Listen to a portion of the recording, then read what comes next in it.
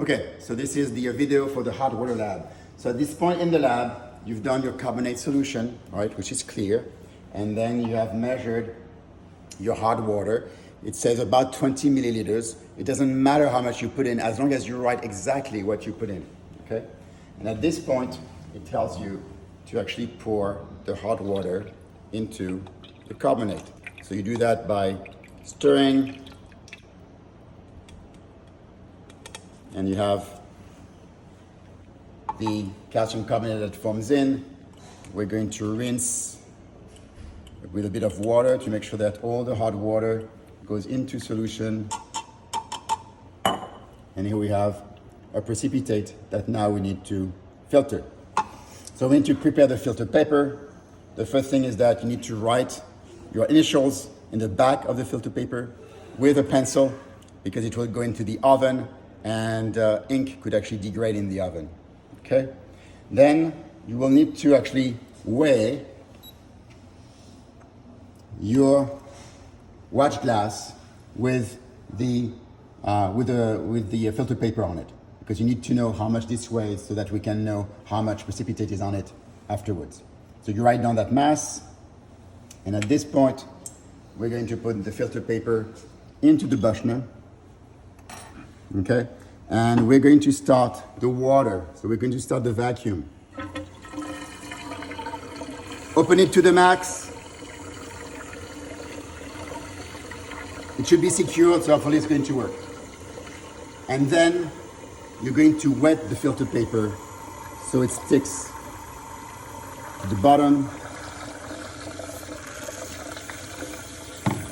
You push on it to create your vacuum, and you start pouring your precipitate. I'm not going to pour everything.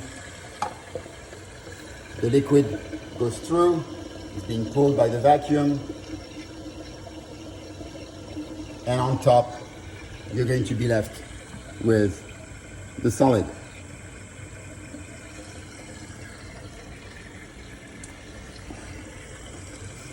Once all the water has gone through, you're going to clean it a little bit with water to remove some of the carbonate that may be stuck on your precipitate. You don't want the sodium carbonate. It's going to actually create errors in your measurements. Okay? You can let it dry a little bit more. I'm going to stop it now.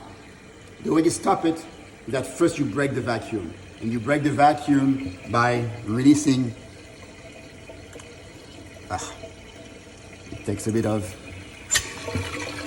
by releasing the joint here. And then you close the water. If you don't do that, the water from the faucet is going to be sucked by the vacuum and you're going to actually get water back up. At this point, we can put it back. We need to actually remove the filter without breaking it.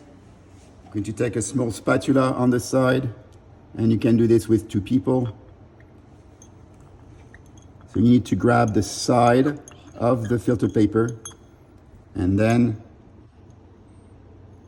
you can grab it so all the powder should stay inside, right? So if you have a bit that fell, again, yours should be a bit drier than this, but then you grab the filter paper and you put it on the watch glass. So again, yours should have been filtering for a bit longer. It should not be as wet as this, but try to make sure that you have as much powder as possible. Then you take your watch glass, and you put it in the oven to dry for 10 minutes. After 10 minutes, it will be hot. So you want to take the tongs, grab the hot watch glass, and you let it cool for 5 minutes. And after it has cooled for about 5 minutes, you should be able to touch it at that point. And you're going to weigh it. Okay, and actually here we should see that the mass has changed. And then you put it again into the oven